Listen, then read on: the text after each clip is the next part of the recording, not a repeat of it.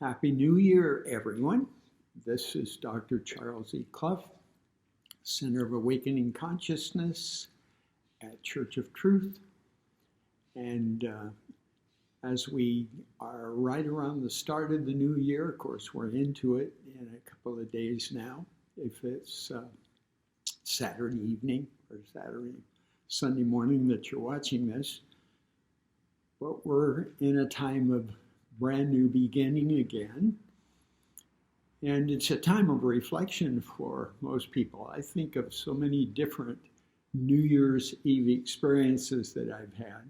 A lot of them in churches where you try to bring God from the past to the present to the future, maybe understanding how God is a part of your life and the difference that God makes. As we look at experience from the past and now and things we imagine in the future. Everything behind us is what we were. It's a part of our past, and we experienced all of that.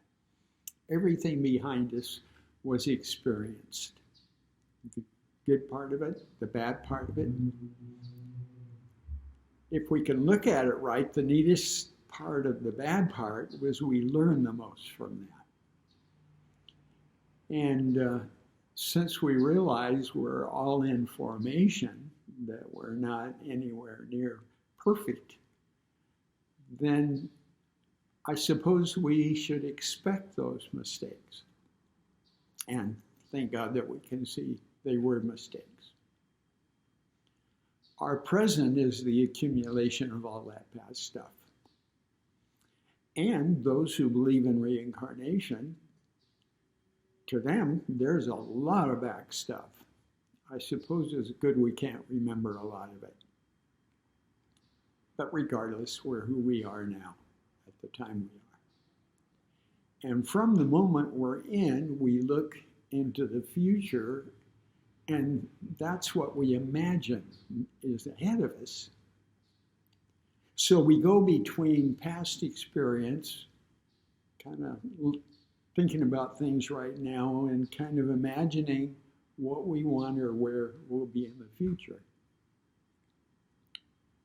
The interesting thing is things that we might have had in New Year's resolutions that relate to places we'd go or things we do, we're not going to be able to do because of the virus. We're locked up in a lot of ways from normal traveling, normal things we'd want to do with relatives and family and all of this. This has really been a change for all of society worldwide.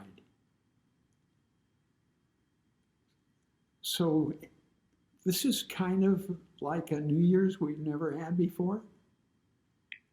What we've been through this year, we've never been through. And I understand from the people who really look at this kind of honestly and objectively, we're in for kind of a real tough year coming up to 2021. It's going to take a long time to get the virus out to everybody. That's if we can get coordinated to even do it. A lot of things are going to have to work out in terms of our government. And our hands are tied with a lot of that that's going on. But where our hands aren't tied is the things that we do within ourselves. It's how we respond to things. We were staying at the Lawrence Welk Resort, and Escondido is about between 8 and 9 miles. And I always like to go in there, and my wife and I eat, but I like to walk back. And one time I walked back, and it was later than I thought, and it was really dark. It was night and dark by the time I was coming back to the resort. And I was walking on the left side so that the cars that were coming I could see.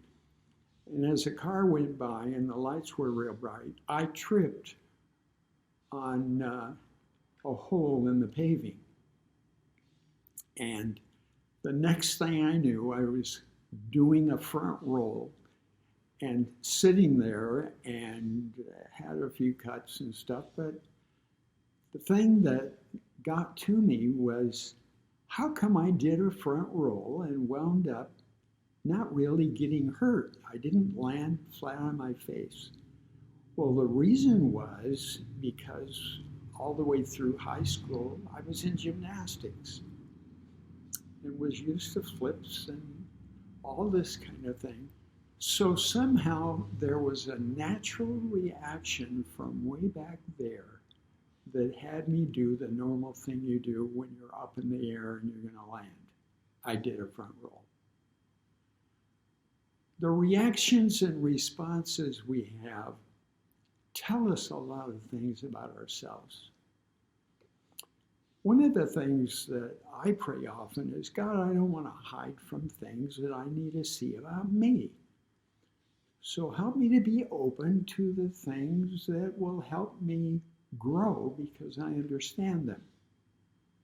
One of the ways that we can learn is by watching how we react to things. What our initial response is when something happens we don't like, or someone startles us, or scares us. This is often where a rant of swearing can come out and somebody can say, where in the world did that come from? Well, it comes from back there. Sometimes when we react in terror with something, just because someone really startled us, where does that come from? From back there. So things that we see from how we react and respond tell us things about ourselves. And we should never feel badly about it. We need to say, I thought I was beyond that. But we want to see these things because we want to grow and become the kinds of persons that we really want to be, that God wants us to be. Here we have within us this tremendous, perfect presence of God. God's Spirit is within us and a part of us, and we are a part of this God presence. And this Spirit wants our lives to be the best it can be. The best it can be is by us seeing things the best way we can see them, responding the best way we can respond with love and kindness and caring. So the Spirit all the time is trying to help us move into being the kind of persons we can be. We're not going to be able to go where we want to go or do what we want to do, but we can be who we want to be. We can read things, study things, look at things, spend time meditating, talking to people and loving them and caring about them. These are things that we can do that are part of who we are. Between what we've experienced and what we want to experience or what we imagine we'll experience is our now. It's who we are now. We're a subtotal. You know, we're never going to not experience because life experiences. When something is alive, it's interacting with that which it's around. Whether it's in the atmosphere, whether it's people or life that's around. If we're alive, we're going to be interacting with other life. And if we're going to be eternal, which most of us think we are, we're never going to end, we're never going to be finished. Isn't that an interesting thing to think about? We will never be finished because we're always going to be experiencing the life that we have. I think that's neat. We have subtotal times, which you mentioned. I mean, we reach a place where we plateau for a while, but it's only for a while until we're ready to look at something else or do something else. I don't think we'll ever be totally settled forever in a single place. I think we're always going to want to see something else, do something else, experience something else. For all eternity, I think we're going to want to do this. As we come into this new year, maybe it's good for us to take a time of reflection. We usually do this. And say simply that everything we've experienced, I'm going to make a beautiful thing for what I've learned and who I am now. That we stop getting on ourselves because of past stuff. And see that that past stuff is a part of what we see and know now. So it's all good. All that's good because it's a part of what brings life to our attention and now to our attention. So we want to do what we need to do so as we move ahead, the experiences we have then are going to be the ones that we want to have and God wants us to have. And this is true for ourselves as individuals, and it's true for our church. It's what we want to have our church experience as we look from the past to the present to the future. But let me add one other thing. It's what our world needs. Our world is in the midst of a jarring, cataclysmic happening. Never experienced like this before. A world pandemic,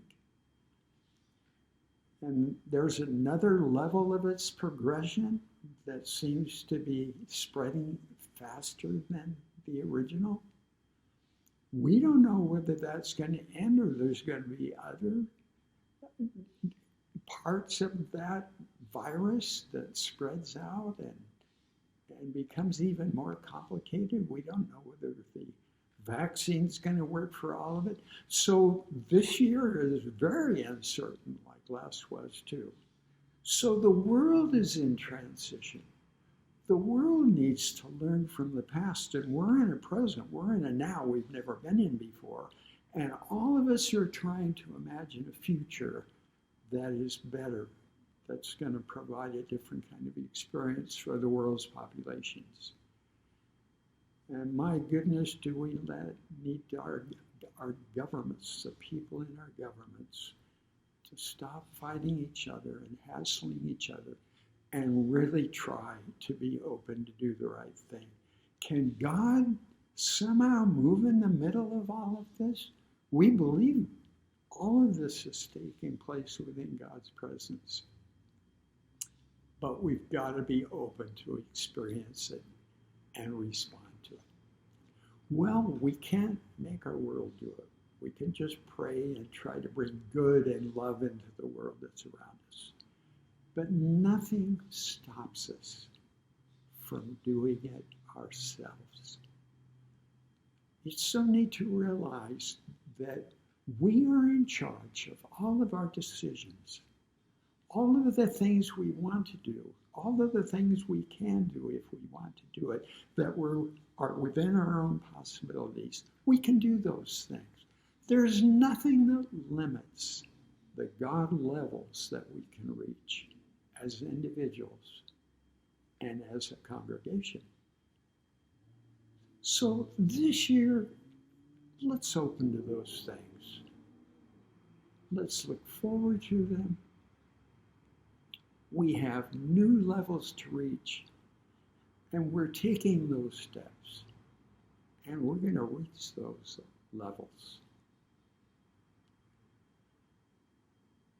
There was a time when I could make a decision that was going to be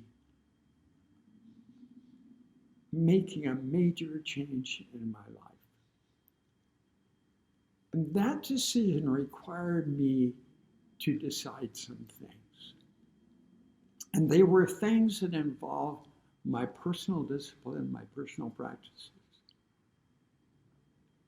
It had to do with some of my relationships. Can we spend a few minutes coming up to this first Saturday and Sunday of the new year? Can we do that and create a whole new thing that God wants us to do and be? We will do that, and we are that. Thank God. And so it is.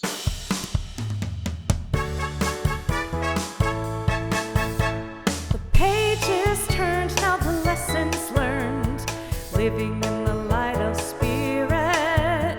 We talk the talk, go and walk the walk, living in the light of God. Walk the way each and every day, living in the light of Spirit. You heard the news, now it's yours to use, living in the light of God. Living in the light of Spirit, living in the light of God. Hold it in your heart now, time to make a start now, living in the light of God. Living in the light of Spirit, living in the light of God. Keep it close beside you, let the Spirit guide you, living in the light of God. The pages turned, now the lessons learned, living in the light of Spirit. We talk the talk, go and walk the walk, living in the light of God.